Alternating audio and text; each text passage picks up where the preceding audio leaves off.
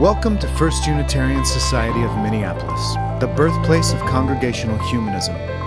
We carry on that tradition of free thought today, dedicated to promoting a free search for truth, meaning, and justice.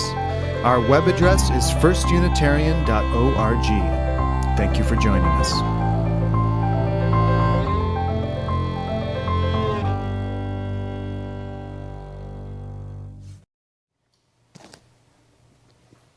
Hello. Oh, okay, it's on.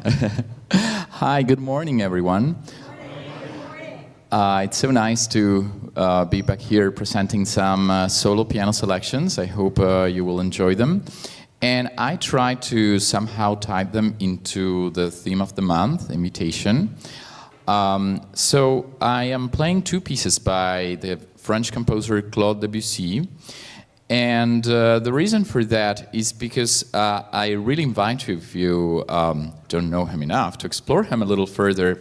Probably you know this at this point, he's actually one of my favorite composers because of everything, how he was able to actually transform the musical language from the previous tradition, from, well, the classical, then the romantic tradition, into really what happened in the 20th century. Any composer of the 20th century owes a lot to Claude Debussy. And well, as such, the first piece that I will play, it's a prelude out of his second book of preludes. And the name in French is Bruyeres, which translates directly as heather, those beautiful small pink flowers. And I couldn't think, if I think about the word invitation, I couldn't think of a more piece suited to describe that in music. So that's why I'm opening with these. As a second piece, I will present a piece by Manuel Ponce. And again, this is an invitation to explore other composers who might have been underrepresented during history. And nowadays, we are really looking back at their music, and they really produce a great deal of music, like in the case of Manuel Ponce. And the piece is called Sunset Piece, in Spanish is Paz de Ocaso. And the final piece that I will be playing, it's L'Île Joyeuse, again by Debussy, which translates as the joyful island. And well, that is just, I would say, a personal invitation to this beautiful place that is the joyful island. I hope you enjoy all three of them.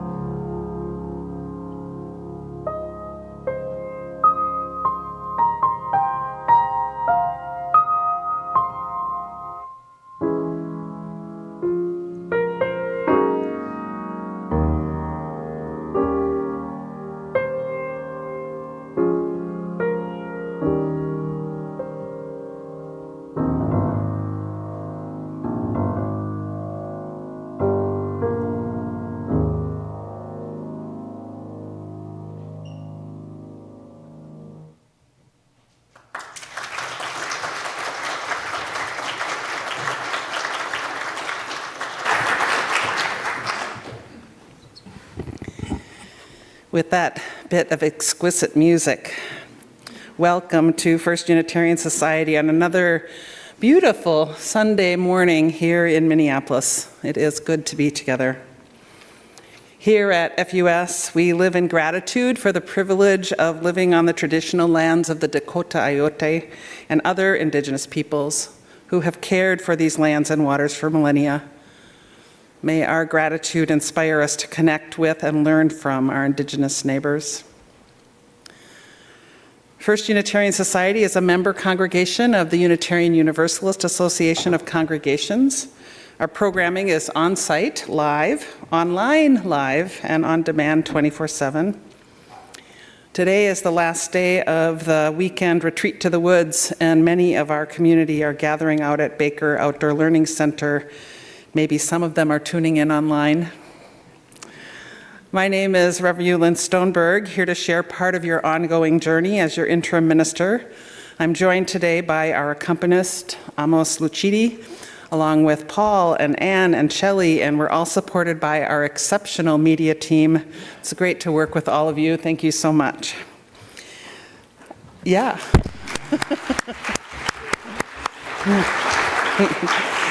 Our children and youth are invited for the whole assembly time to their programming on the second level. Of course, all ages are always welcome here in the assembly hall. These words of Reverend Gretchen Haley are a perfect way to enter today's exploration of what it means to be compassionate and inclusive hosts, people of welcome. We gather to draw a wider circle. In a world that feeds on moral outrage, we are here to cultivate moral courage. In a time that prizes picking sides, we gather to draw a wider circle. And in a culture that teaches us to get for what we give and to ask, what's in it for me? We come to practice generosity and to remember we are all in this together. In the midst of life's bitterness, we choose to sing, to give thanks, to laugh together, and to be keepers of beauty, to offer a place of belonging for all who come in gladness and in pain, and to resist the push to the next moment and the next, to slow down, to breathe more deeply, to feel a part of something greater for this hour, in this space. Let us be the change we wish to see. So come, let us practice drawing a wider circle together. And now I invite you, wherever you are, including those online, to take a moment to greet those around you, just as a host might do, letting each other know that you're welcome here, just as you are. Welcome, Amos. Hey, up there.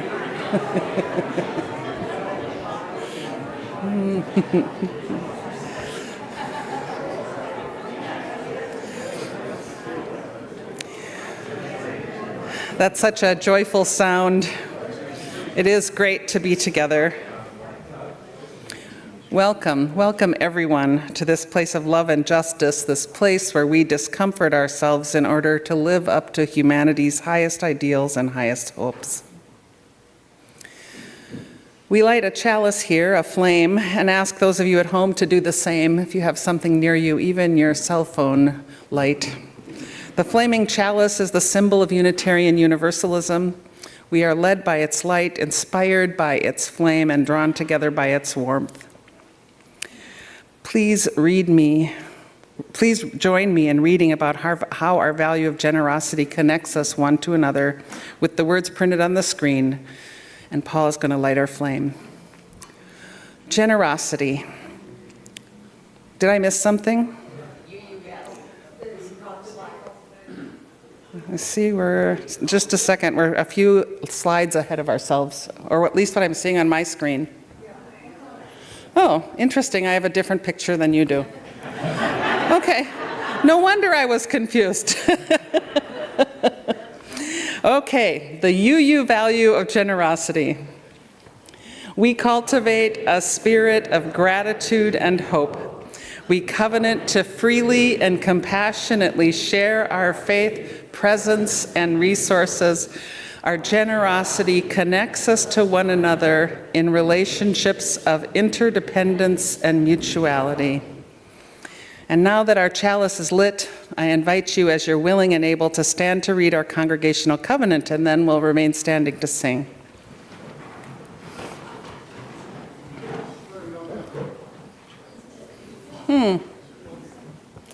Something's stuck in the slides. There we go. Love is the spirit of this place, and service its law. This is our great covenant, to dwell together in peace, to seek the truth in love, and to help one another. And as I said, now we're going to sing. This is a simple song of invitation and welcome. It was written by Joyce Poley. It's found in a little songbook published by the UU Musicians Network called May This Light Shine. I don't think you maybe have ever sung it. Well, the tune is catchy, so just join in as you're able, and Amos will start with an introduction, and away we go.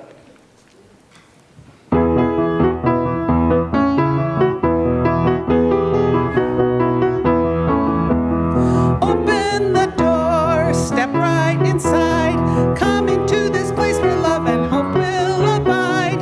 Reach out your hand, I'll welcome you in. It's so good to be together again. Start out the day wearing a grin. Joyful faces make the people want to come in. Open your arms to show that you care, and our little light will shine everywhere. When you're in pain, trouble, or doubt, let the love come in to help the hurting get out. Open your heart to show how you feel, and we'll build a church of love that is real.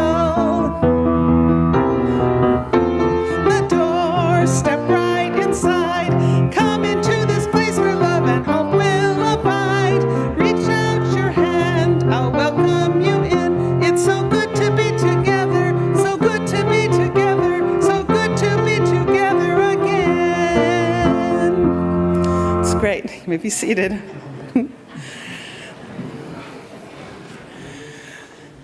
So in each of my previous congregations, there was a practice of having all ages together for at least the beginning of the service. And so there was usually a time designed to engage the younger ages, and was a story that captured the topic of the day's message, and then something that I felt like I could build upon later.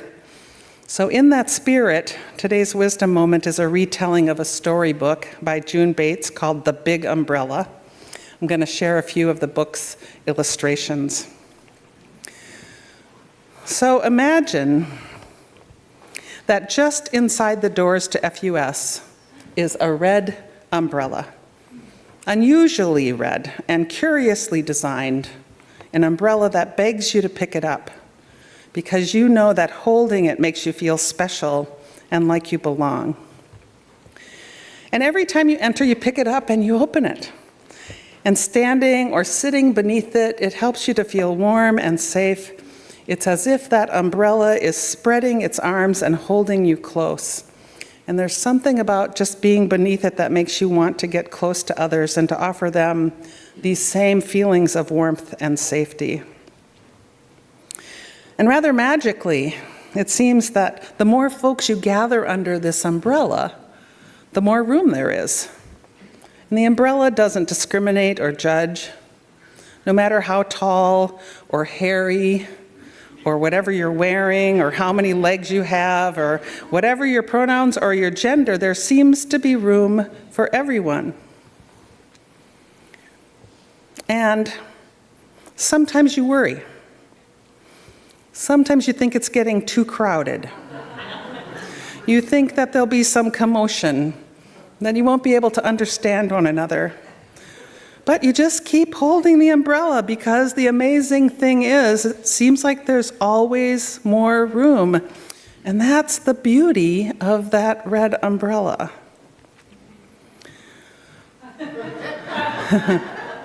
You know, Unitarian Universalism is often talked about as a big tent faith. That is a place that offers shelter for many different kinds of beliefs and ideas and people.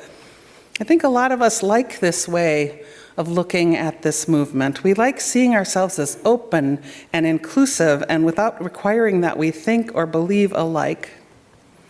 Our UU tent, this large overstory that shelters us, has been created and shaped and enlarged by tens of thousands of people over hundreds of years, and perhaps we take its presence and its enveloping canopy for granted.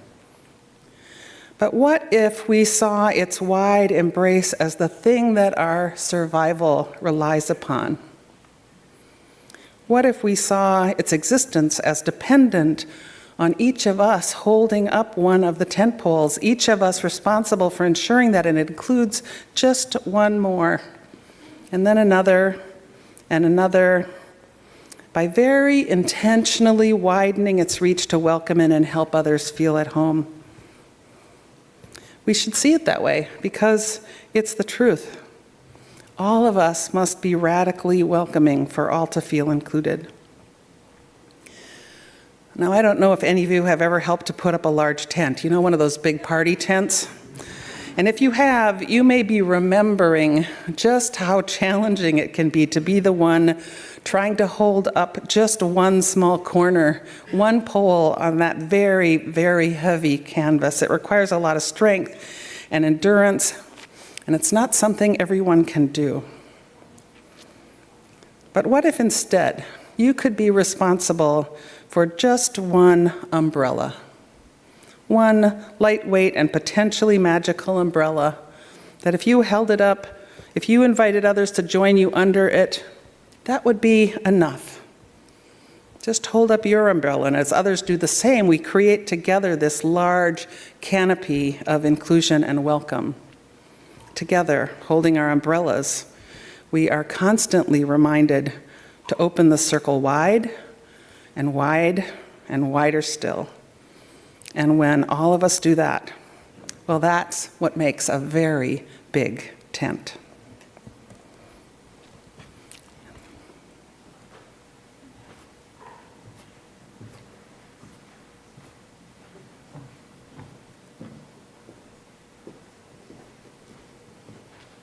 Good morning. You may have noticed that we are now joys and concerns instead of joys and sorrows. Yes, there are sorrows, but concerns implies empathy and action. We as a community take action by sending cards, providing meals, visiting those who are isolated, and helping at memorial services. This is how we show care to one another. When we gather on Sundays, we take a few moments to reflect on the human experience, the joys, the concerns, and the milestones. We do this to stay in touch with our own humanity and to remind ourselves of the value of a moment of stillness. This Sunday, we note the passing of Beverly Strombeck, mother of Lisa Green, on Wednesday, September 11th. She died peacefully in her sleep at age 96. While she was not a member of FUS, she greatly enjoyed coming to the Christmas Eve services with the Greens when her grandkids were young. She loved coming to the winter solstice celebrations, especially when Lisa was performing. She lived a long, good life. She was kind, very social, loved to dance, and was always interested in the current culture and politics. She will be missed, but her loved ones have many wonderful memories that will keep her alive in their hearts. We hold in our hearts the congregation of Temple Israel, where a bomb threat was received last Monday. Fortunately, it turned out to be non-credible and no one was hurt. Unfortunately, it is evidence of ongoing hatred and anti-Semitism expressed against our Jewish friends and neighbors. We stand in solidarity with them. Yesterday, September 28th, was the Day of the Transgender Child, a day that has been acknowledged and celebrated for 8 years now. May the day come when all children know that they are loved and accepted exactly as they are, exactly because of who they are. Now let's take a few moments to reflect on those who are suffering, and may we all find ways to comfort the suffering and to work for justice.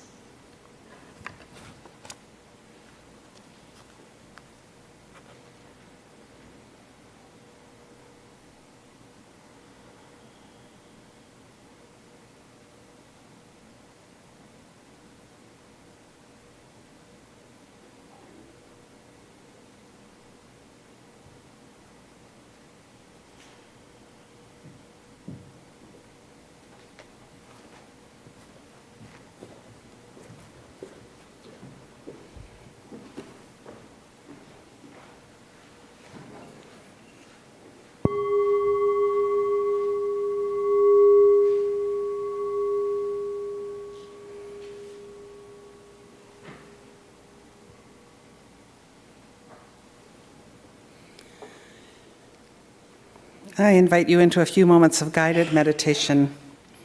At the end, we'll move right into the meditation on breathing chant, beginning with that drone voice, breathe in, breathe out, and then we'll add the others as you'd like. You can choose where and how you'd like to join in when the time comes. And for those who'd like to see the music, it's at 109 in the Teal Songbook. But for now, close or soften your eyes and just breathe. Holding the joys and concerns that have been shared and all those left unspoken. Take a breath. Calm your heart. Quiet your mind. Feel yourself wrapped in love and good company.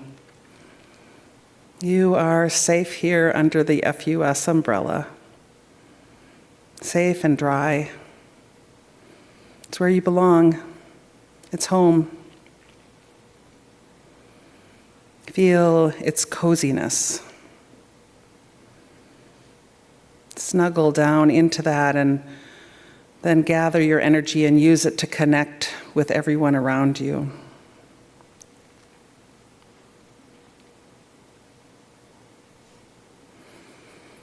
There are, all around you now, wherever you are, empty seats. Maybe one is right next to you. Who is that place for? Perhaps a known friend comes to sit beside you and touches your hand. How does that feel?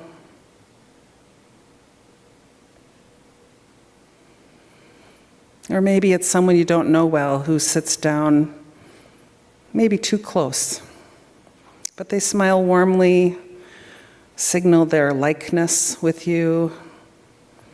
Maybe it's by how they're dressed or just their personal vibes.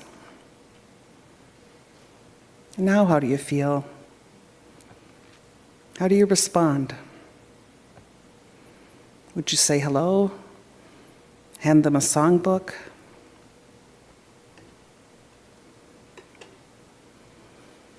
Or imagine some stranger stepping in. Someone who comes to sit in that seat who seems somehow foreign. They just don't quite fit. And you become a little uncomfortable. Maybe they carry the scent of strong spices or cigarette smoke. Maybe they're too large and they crowd your space. What if, in your estimation, they're either underdressed or even overdressed? What if they're using a wheelchair? How do you feel? What's going on inside of you, and how do you respond? Just notice. No judging. Just pay attention. Let yourself explore how it feels to welcome others as we sing.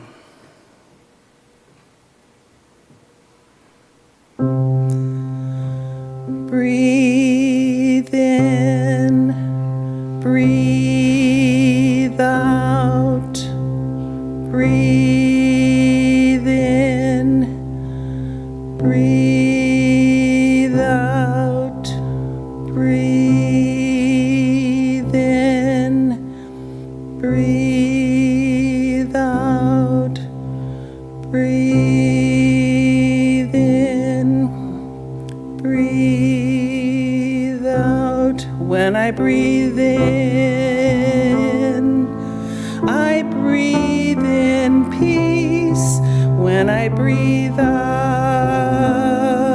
I'll breathe out love. When I breathe in, I'll breathe in peace. When I breathe out, I'll breathe out love. When I breathe in, I'll breathe in peace. When I breathe out,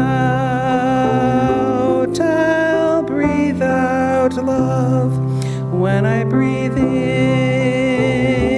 I'll breathe in peace. When I breathe out, I'll breathe out love.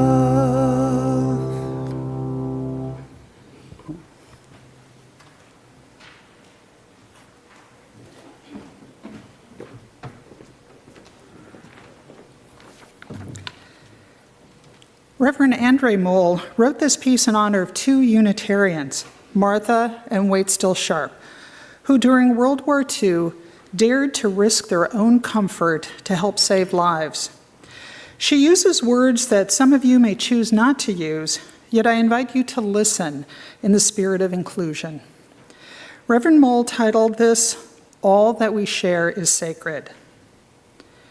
When we gather together, and always, may we remember, when you share with me what is most important to you, that is where listening begins. When I show you that I hear you, when I say your life matters, that is where compassion begins. When I open the door to greet you, that is where hospitality begins. When I venture out to bring you to shelter, that is where love begins. When I risk my comfort to ease your suffering, when I act against hatred, violence, and injustice, that is where courage begins.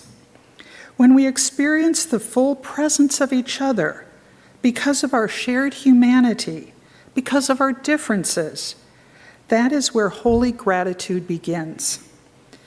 May the space we create be a table that is not complete until all are welcome. May that table be a space of beauty where together we create a series of miracles and where all that we share is sacred.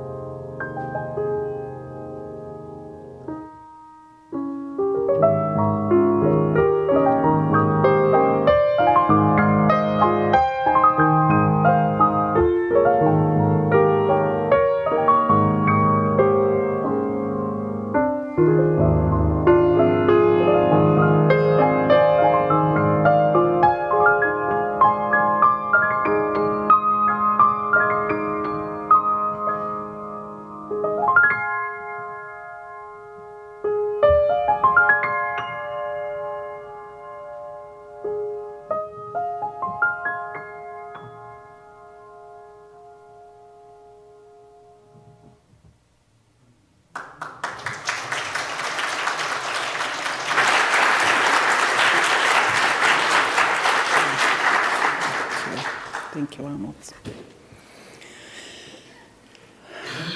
So I came across a quote that inspired today's message. It comes from Shauna Nyquist, who's an author that inspired today's message. It comes, she writes a lot about welcome. I think we're ahead on the slides here. Why do I see things here? I'll just ignore what's in front of me. Thank you. Not you, I won't ignore you. Anyway, Shauna Nyquist said, "True hospitality is when someone leaves your home feeling better about themselves, not better about you." What would it mean if guests, and actually everyone who comes to FUS, would leave feeling better about themselves? If instead of trying to get them to feel good about FUS, our task was to help them feel just generally good, uplifted in part because they felt that there was room here for them.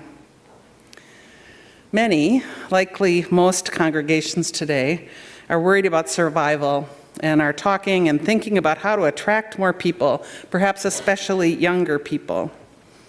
Or as someone lamented after Carol Rydberg's memorial service yesterday, worried that we're not doing so well at becoming a more diverse and inclusive community. In my short time with you so far, these concerns have come up repeatedly.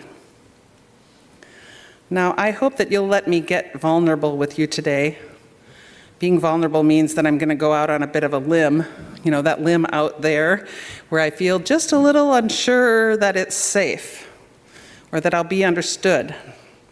You see, I'm not really comfortable yet in feeling that I belong here or that I trust that you trust me and vice versa.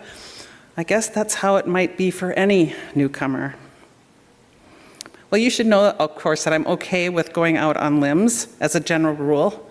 I don't mean that literally, because the possibility of falling from high places really scares the bejeebers out of me.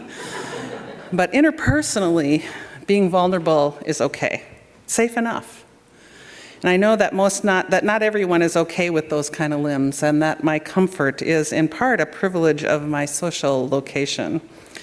So I do feel called upon to model vulnerability whenever possible, because I believe that humility mixed with authenticity makes it possible for us to learn and to grow. And in my case, I really want to embrace the fullness of my humanity. So, do you make room for others here and try to help them feel better about themselves? Multiple times, in an effort to tell me about you, you've told me what's not welcome here, which particular words are acceptable, how long assembly can be, when people are willing or not willing to gather, even the reasons that you're unsure of being Unitarian Universalists, about being Unitarian Universalists, and would prefer identifying as humanist. In many ways, this tells a newcomer, like me, even me, what they have to do to fit into the box that is FUS. Now, this is not all bad. You have a strong and relatively singular identity, and for good or ill, even something of a reputation. Your identity as capital H humanist is not completely synonymous with the big tent of Unitarian Universalism, although it surely occupies an important corner of it. You are holding up some important umbrellas, but for sure, they have some qualifiers. Now, of course, this is true for every congregation, every community. Everyone has a boxed-in identity that can be a barrier to inclusion. And that's a part of why congregations everywhere are dwindling, because there's not room for new ways of being. And the companion truth is that, as is true for every UU congregation I've ever experienced, most of you are here because you've felt at home here. You stay because this is your home, you belong. There's room under this umbrella for you. And the idea of changing that to include others is an existential threat. And even as I say that, I come to better understand the attitude toward immigrants being expressed in so many parts of this country and even in this city. The fact that newcomers may change who we are and the way of life that we've created can be felt as a threat. Now, wow, it is hard for me to talk about this without worrying that I'm making you out to be the bad guys. And that is not how I feel, nor is it my intent. There is really good reason to be clear about what FUS is and consequently who would feel welcome and at home here. You have, or should have, an established and well-articulated identity, which in turn determines the size and the shape of your umbrella. You know, there's some danger in an infinitely large umbrella because no one finds meaning or protection under it. It simply can't be held up for long. And the trick is to find that sweet spot between having a clear identity and accepting that some things need to change in order to be more welcoming, to be better hosts, to help others to feel that this is their home too. Now here's a fascinating and difficult thing. Welcome and exclusion have similar operating systems. They're both systems based in mutuality. Welcome benefits both the host and the guest. Exclusion harms them both. Many of us have felt excluded by others, by society, by mainstream culture, and have found acceptance and home within this congregation or within Unitarian Universalism. But because of having been exiled ourselves, I think similar to those who learn at the hands of their abuser that love is abusive, we create a sense of home for ourselves by excluding others, by creating boxes. As Cole Arthur Riley, a Black author and poet, tells us, if we are the hands of exclusion for long enough, we learn that we are accepted only because someone else is being excluded. In other words, we tend to push people out in order to feel secure and to claim the space as ours.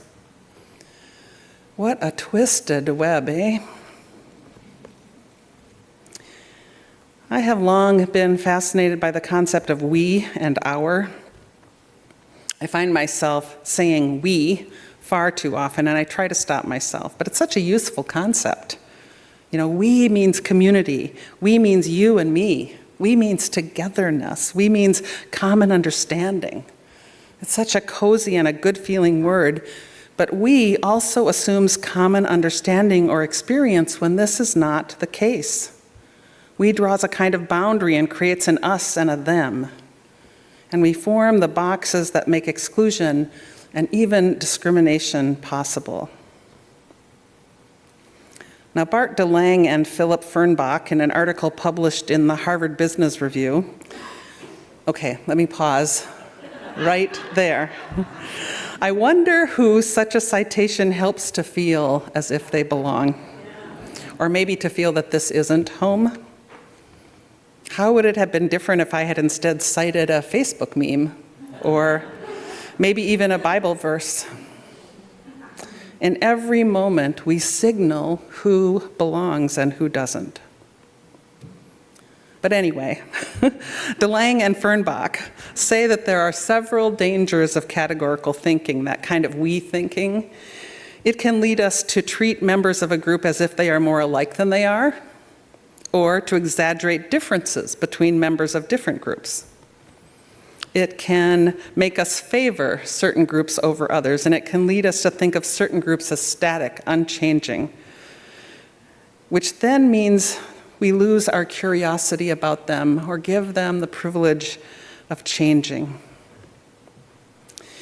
And we, see, there I go again, we use categorical thinking to define ourselves. We put ourselves into a box that excludes others just by virtue of whatever descriptions or assumptions we have used to build that box. And this interim period is going to be full of trying to identify who and what FUS is, which ultimately is going to try to put this congregation in some kind of a box which has the potential or even the certainty to exclude someone's. But maybe Part of your identity can also be that of people trying to expand the size of your umbrella, to make the sides of your box more permeable by making more room. Maybe that could happen if you choose. You know, we humans tend to experience a sense of belonging when we feel like we are like those around us, or that they're like us. This may be one of the next great lessons humanity has to unlearn.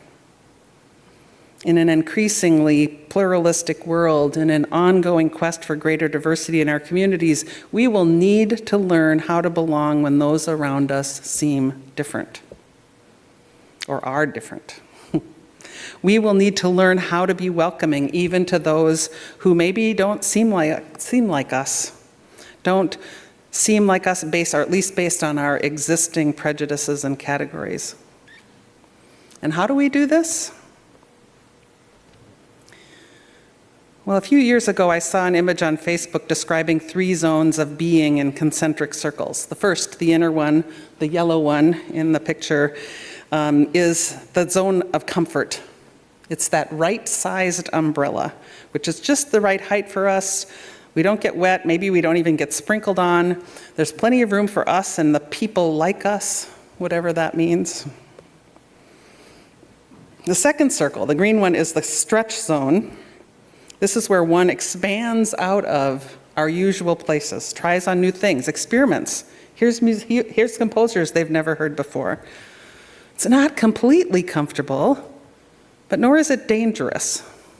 No matter how connected, how well-traveled, how adventurous one might be, each of us has a stretch zone. There's always something beyond what we know, what's familiar. But then there's that outside circle, the panic zone. That's the place a little bit too far, because being there is rarely generative or helpful. Maybe out there is where your identity as a community is so unclear that you're not able to focus on your mission and you lose your way. It's that space where you can't breathe, where there's reason to panic. So the goal is to try to exist as much as possible in the stretch zone, where you can question assumptions, expand your horizons, mix it up, get uncomfortable until you're comfortable, and then stretch again. One can do this by entering into spaces where you've never been, by asking questions to understand rather than to judge or affirm your assumptions, by spending time with those people whose life experiences are not like yours. And that's all well and good when we think about going out from our own comfort zone. But how might we welcome the other who comes into our own space, that person who occupies the pew next to you, who is new, unfamiliar, maybe likely in their own stretch zone just by being here? Here are a few examples of how too often that plays out. Hey, welcome. Did you know that we have an E2 program during our service? You could take your children there now. Perhaps helpful information, if E2 means anything to them, or if they happen to be parents who are comfortable leaving their children with people they don't know, and maybe then only if their children don't have any separation anxiety, or it might imply their kids aren't even welcome. Or, hey, welcome. What? Where's the sanctuary? Oh, we don't call it that here. And by the way, don't use words like hymns or church or God. Descriptive. Certainly that's descriptive, but what does it tell folks who maybe are familiar and comfortable with those words? Or, hey, welcome, it's so great to see the younger generation here. Why don't you get more of your friends to come? Or, hey, welcome, it's so good to see you. We don't get many people of color here. We really want to be more diverse, so it's great that you're here. Both of those welcomes code for, you're welcome here if you can be useful to how we see ourselves.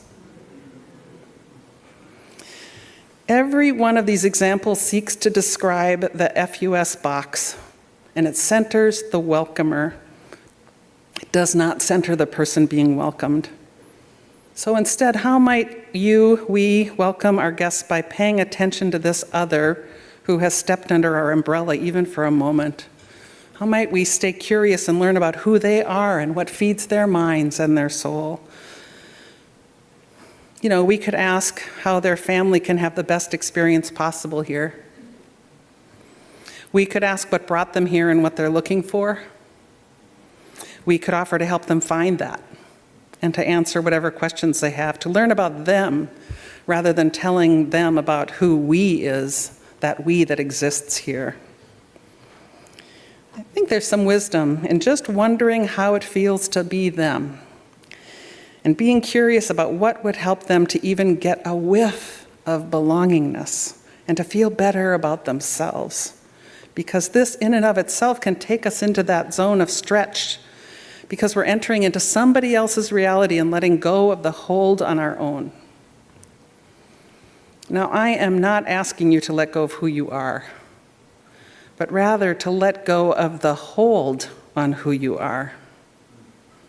In order to be more inclusive, we need to make the space for others, be that a younger generation or people of color, or for all varieties of social, political, economic realities. We need to make the space for them to shape their own unique expression of Unitarian Universalism and humanism. In a word, many of us need to move over. It will not be comfortable at first. It may feel like your sense of home is being challenged, but indeed, how can we welcome others in, here, at your own home, anywhere, without expecting our space to change and morph, and maybe even become that kind of lovingly inclusive and welcoming community, such as we cannot yet even imagine? May everyone who enters these doors or who joins us online, whether a newcomer or a longtime member, know that they are loved and embraced for exactly who they are, and that there is room for them under this umbrella. We might even offer them an umbrella for them to hold up for others if they wish. May it be so.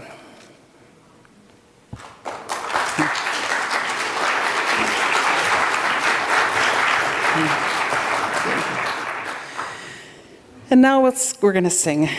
Down by the Riverside, or Gonna Lay Down My Sword and Shield, is a spiritual that was sung by slaves in the South as a work song, which does make one wonder about the imagery it uses. I wonder if it was comforting or encouraging for them in some way. It dates back to before the American Civil War, but it remained unpublished until 1918, and later has been used by both the labor movement and anti-war protests.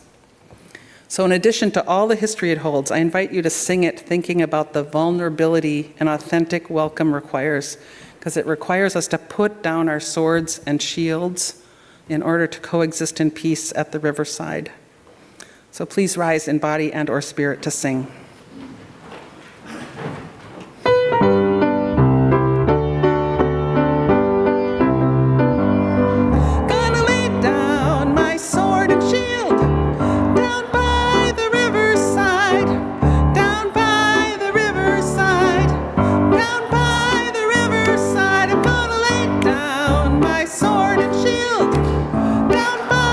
Riverside, gonna study, be warned.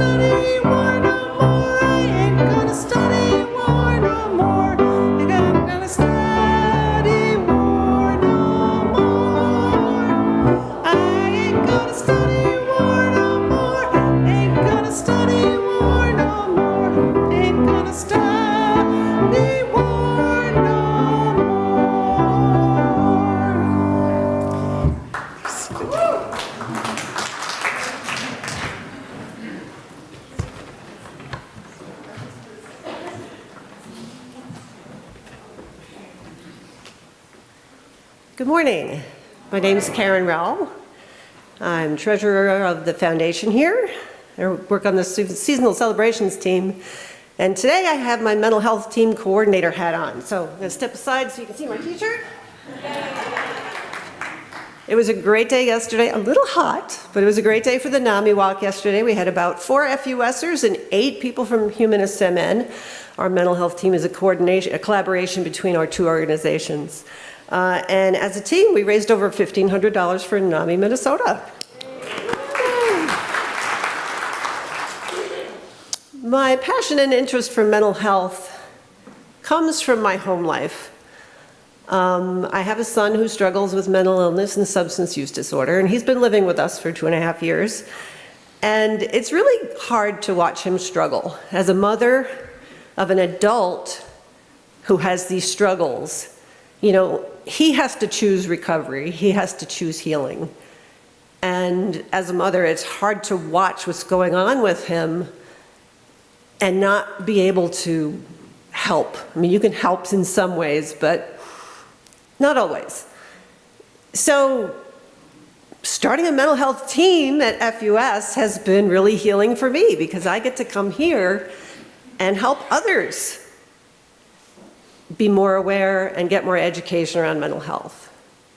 So FUS has been the big umbrella for me and created a home for me when my own home kind of leaves me feeling a little bit powerless sometimes. So because of that, I'm here to encourage you to support FUS. First Unitarian Society is a free, independent, and self-governing humanist community. Because of the generosity of our members and friends in time, talent, and treasure, we're able to bring our message of justice and hope to the world. You can scan the QR code on the screen, which will take you to our giving page. There you'll find several easy ways to contribute to our mission, including a link to our online giving page, as well as a pledge form for planned giving. If you're in the building and you want to give by cash or check, please just stop by the office. Thanks for helping to make our work possible.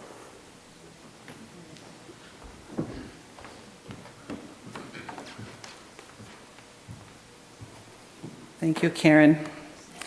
I have just a few announcements. After the assembly, as usual, everyone's invited to join us downstairs for a scrumptious mini meal.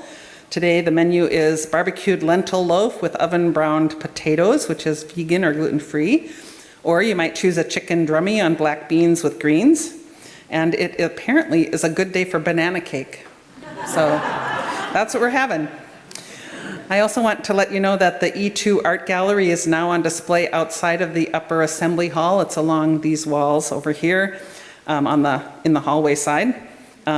This month's exhibition includes props made by the ethical explorers for use in the fall equinox ceremony skit, Otters versus Badgers. And going forward, the gallery will be updated on a monthly basis to include art made by the ethical explorers learners in our pursuit of exploring ethics and humanism. You should know that the Involvement Fair is coming up on Sunday, October 6th. That's next Sunday. It will be held outside the lower assembly hall and in the Chalice Room from 11:30 to 12:30. So everyone's encouraged to come down after assembly to grab some ice cream and to check out the 30 active groups at First Unitarian Society. That's next Sunday. Our wonderful music program will host its 3rd annual Coffee House Cabaret on Saturday evening, October 19th. This promises to be a fun event featuring the talents of many members here. There'll also be just desserts prepared by our own David Lessler. So look for details on our website under the music tab, along with a sign-up link if you're interested in performing. Admission is free. And finally, a mark your calendar kind of announcement. Over the weekend of October 25th and 27th, we'll be doing a startup workshop with UUA regional staff. This is kind of launching the work of the interim and trying to answer a lot of your questions about what will be going on. So on Friday evening, the 25th, there'll be an all-congregation meal and a facilitated conversation. All ages are welcome for that. There'll be activities for families and children. And then on Sunday, so we're not doing anything on Saturday with that, but then so on Friday night, and then on Sunday there's a session for those in leadership positions from 12:30 to 3, and more information is coming, so watch for that. Whew, all right. Let's wrap up our time together in this space. As Paul comes to extinguish our chalice, please join me in speaking the words on the screen. We extinguish this flame, but not the light of truth, the warmth of community, or the fire of commitment. All of these we carry in our hearts and in our minds until we are together again.